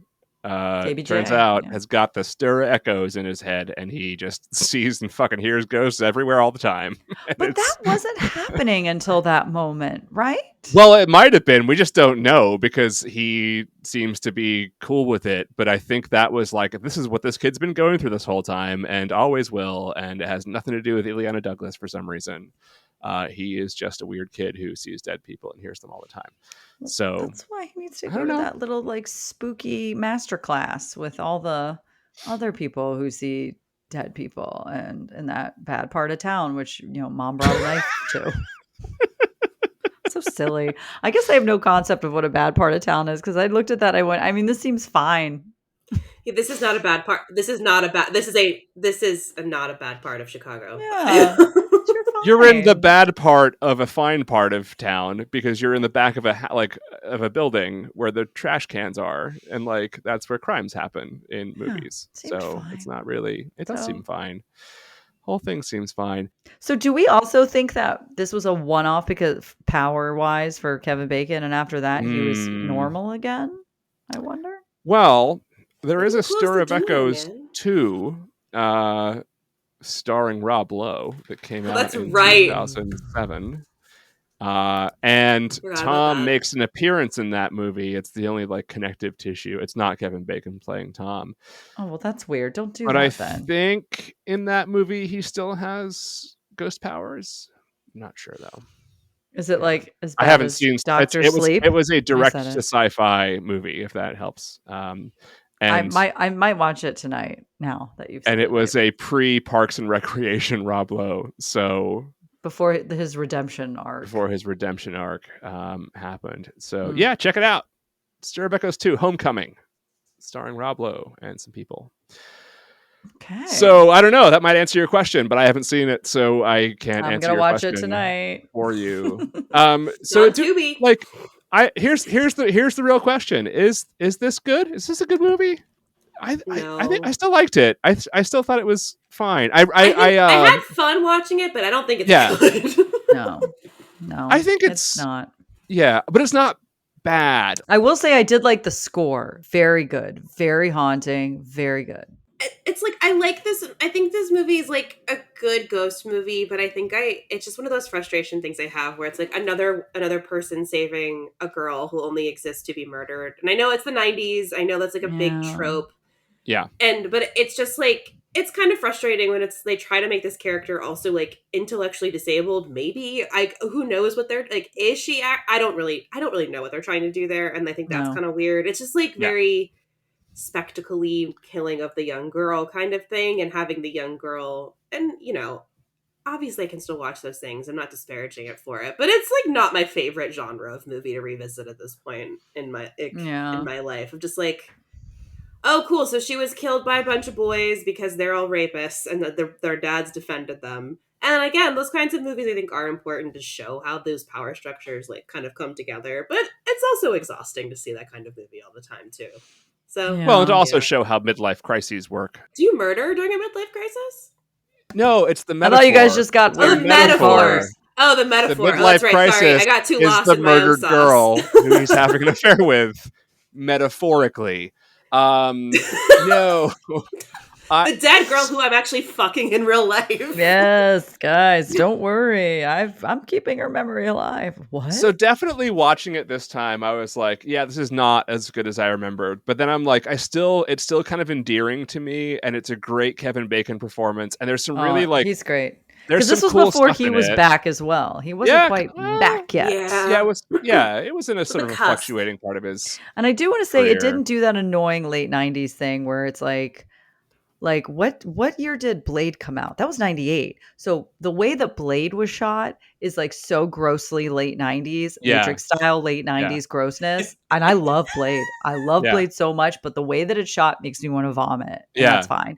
Did I interview Stephen Dorff when I was an intern at a radio station when that movie came out? You might have. I'm interviewing Stephen Dorff tomorrow. I'm so excited. What are the odds? As my friend Brandon would say, they are 100%. Mary Beth, you know Brandon. Very frustrating way he says that to me. And coincidentally, I have never interviewed Stephen Dorff. So okay, there you go. Weird. It's the whole trifecta. So strange that was the alpha and the omega of Stephen Dorff. So yeah, so I do appreciate that it wasn't shot in like every scene I'm at a rave, which is so disgusting. And It did kind of stay away from the horror tropes of the late 90s and the early 2000s. I will give it that. It definitely didn't go for that, like, just rave or it felt like vibe. a 2-part X-Files episode. Like, it really did. Like, it was much more in that sort of vein. That's a good way to put it. It does kind of feel like an X-Files episode. Yeah, and he tried and he cared, David.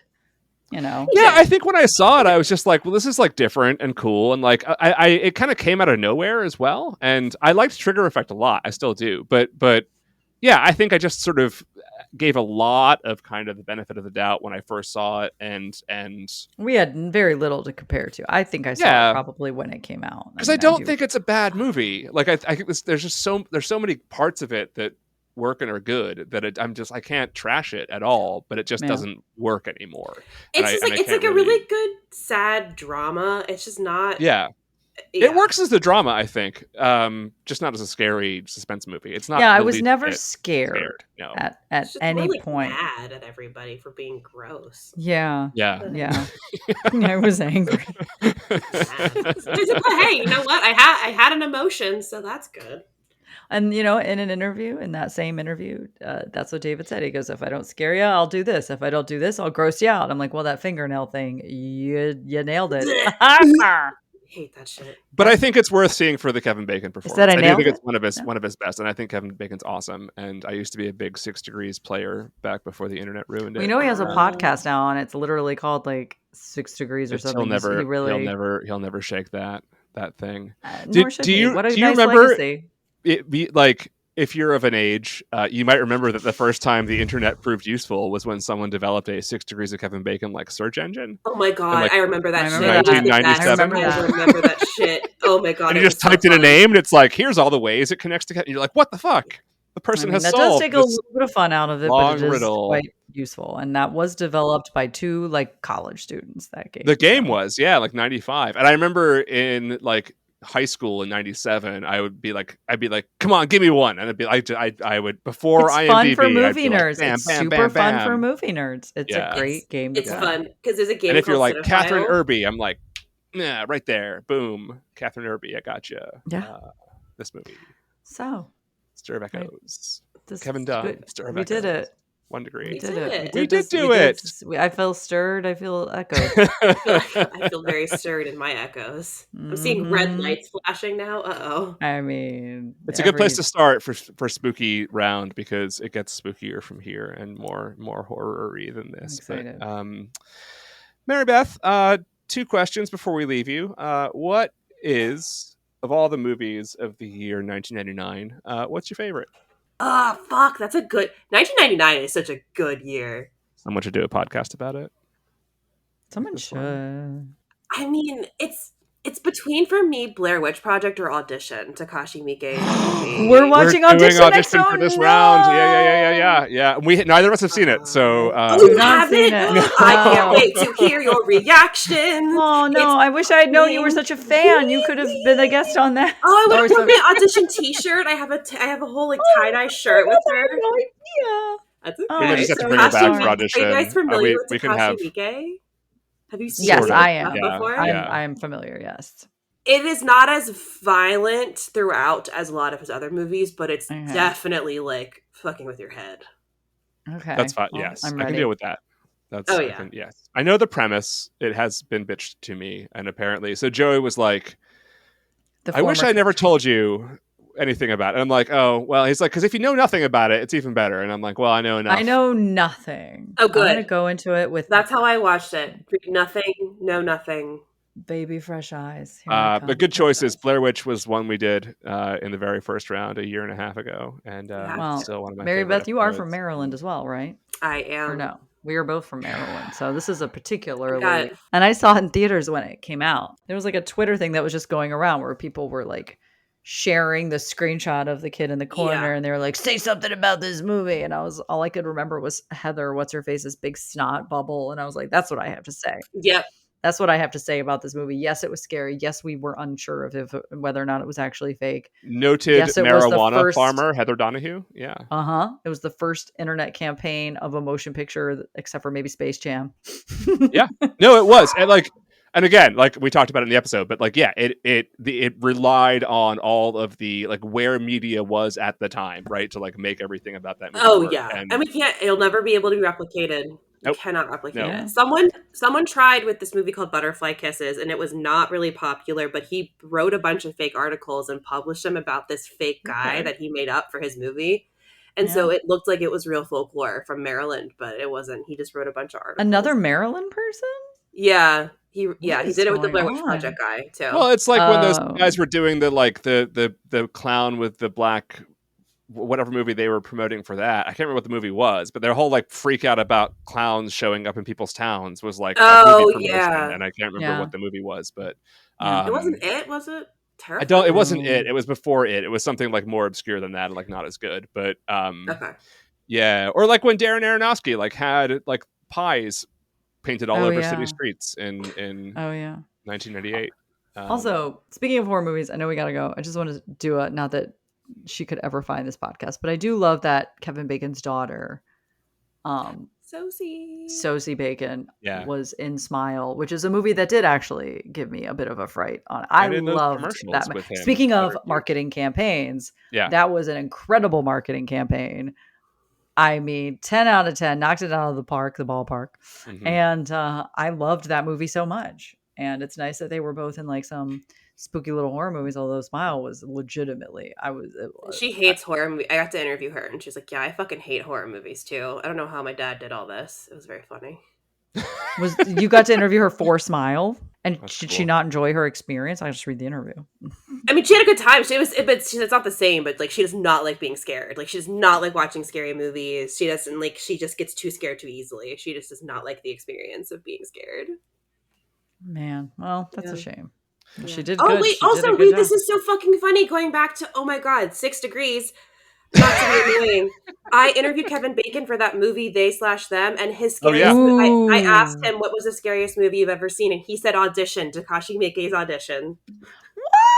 Well, then Kevin Bacon should be our guest. Mary Beth, will you get us that information? Yeah, I'll get you. Yeah, me and Kevin are on a first name basis. Yeah, it'll probably put your job at risk by doing that, but that's my okay. 5-minute interview I had with him where I should have asked about his movie, but instead I asked him about Audition. But you know what? When I interview people, I love to not necessarily talk about the thing. I have had a beer with Kevin Bacon one time. What? Yeah, that's cool as shit. How do you bury that lead, Dig? I don't know. It's like when you live in New York City, like shit like that happens. I also like had a beer watching England play in the World Cup with Paul Bettany. Like, you know, I didn't even know it was Paul Bettany at the time. I was like, oh, I recognize. What's up? He's a yummy. No, I used to go to a bar in the East Village that Kevin Bacon also used to go to sometimes. It's a very, very small bar and like on middle of one of the streets, and it was like a mostly Red Sox fans bar, so like no New Yorkers went there, and so he went there, and like I was just hanging out at the bar, and he walked in and had a beer, and I was talking to Kevin Bacon for a while. That's delightful. Yeah, that's nice. I'm glad he's a nice guy. Suck. He seems nice. His internet really presence nice. is certainly charming and adorable with all the little animals on the farm. Super down to earth, like, and I hate saying that about celebrities, but like really he is. Like he was just like very, which is shocking for like as famous of an actor as he is. He seems, I mean, again, who the fuck knows? I think it's because he lives not in Hollywood, and it's just he and Kira Sedgwick, who is an angel from heaven and is in the Superior movie Singles over Reality Bites. They just have their little family and whatever this farm is that they have together. He's hot and have goats, and he like writes music and plays with goats all day. And I'm like, honestly, good for you. That's what all celebrities should do. Be in some good movies and fade into obscurity. And he's never like he's the most famous person to never like take on the like famous. Oh wait, mystique. I've met Kevin Bacon before. I just remembered he and his brother. This was through BYT. Bacon Brothers, the band. The Bacon Brothers. Oh, the Bacon Brothers. Came. And they were performing somewhere in Maryland. And then before that, they did this like nonprofit show, literally in a tiny community garden that was planted by children. So it was like me and like 20 people. And I brought my vinyl of She's Having a Baby, which is my favorite John Hughes movie other than Some Kind of Wonderful, and Dutch. I'm hitting all the classics. Dutch, Some Kind of Wonderful, She's Having a Baby. And I had him sign the soundtrack. And he goes, oh my God. I was like, I know. I'm not trying to be that girl that's like, ooh, look what I have. I'm so different. But I love that movie. And I love that soundtrack. That Kate Bush song is beautiful. And he signed it. And it was like, so he is. You're right. He's nice. All of us have such wholesome Kevin Bacon stories. I love that for us. Yeah. Somebody, if you have a Kevin Bacon's an asshole story, like send us an email. I don't want to hear it. No, I don't want to hear it. Yeah. Keep it to yourself, you jerk. It's probably your fault. Bury it. Mary Beth, last question. Dig it. What is your, and again, this is a unanswerable question for most people, which is why it's fun to ask it. What's your favorite movie of all time? Jen's is Back to the Future. What's yours? She knows that. Everyone knows that. Yeah. Oh dear. I think we broke her. It's okay. You got to think about it. I know. It's because I have so many that like I love so much. Yeah. But it's always like, there's always two that always pop up. It's either Lake Mungo or John Carpenter's The Thing. The Thing. Oh yeah, that's Let me say something. You best practical effects in the game, other than the award-winning An American Werewolf in London, of course, award-winning. When I was a kid, I wanted to be a special effects makeup artist, and I was obsessed with Now they don't exist because of CGI. So who cares? You can still go to Tom Savini's. You still go to Tom Savini's school. I know. One of my friends did. I know. Practical effects on my set. We had someone do all our practical effects. That's all awesome. of our blood practical. I refused to let them have any CGI blood in my movie. I said I'd rather die. You should. You should. And guess what? We'll use your blood as a practical effect when you do. And that's what recycling is. But like, no, Tom Savini still has a school. I think it's in Pennsylvania. Yep. And, Rick Baker is great to follow on Instagram. Yeah, it's not totally gone. One of my friends graduated from his school. I wanted to go, but I think you have to be an artist in order to do that. And I don't have any artistic talent, sadly. What's really cool too is like, not to keep elongating us, but like a lot of musicians are doing cool stuff with that, like with music videos. Yeah. So it makes sense. Anyway, that's that on that. Mary Beth, if people want to learn more about you and stalk you on the internet, go ahead. Well, you can find me on Twitter or X or whatever the hell, and then Blue Sky if y'all are using that at MB McAndrews, and then you can follow Dread Central where I work at Dread Central across all the things, and yeah, Twitter is kind of where I'm at most of the time, sadly, but that's where the horror writers live, so that's where I'm at a lot of the time, posting. It's also where the horror is, so really. But yeah, you can find me there. You can find all the news about things I'm doing and the movie that I'm directing and all that stuff. So, and the book you're writing. Oh yeah, that too. Jesus, you seem very sad when I bring it up. You're like, ugh. I'm just like really behind on it. That's it. You know. Okay, we won't mention it again. It's okay. It's fine. I'm gonna mention it again. I think it's so cool. That's so cool. Okay. You can find us on Twitter at 1999 the podcast, and you can email us at 1999@cageclub.me and check out everything that Cage Club has to offer at cageclub.me. And Jen, do you remember what you're supposed to do next? This is the fun part of the show. I forgot what movie's coming up next. What movie's coming up next, Jen? This is a movie about literal attachment issues. That's a good hint. Thanks, Mary Beth. This is really fun. Thanks for having me. We'll probably just have you back for audition at this point because I mean, why not? You might as well. You'll probably teach us something about this movie. I think that is that a bad thing? I feel like we should. How could we find another person who's into this movie that I've never heard of? I'm sure it's very well known, but I didn't. I think we're just gonna have to have her and Joey. I think that's just bring Joey back for that. Mary Beth, would you come back to talk about one of your favorite movies? Okay, you look so sad right now. Okay. Just nod there. No, I close my eyes and like a knowing nod. Like absolutely. Well, I'm ready. We'll see you in 2 weeks. And until then, look out for frogs.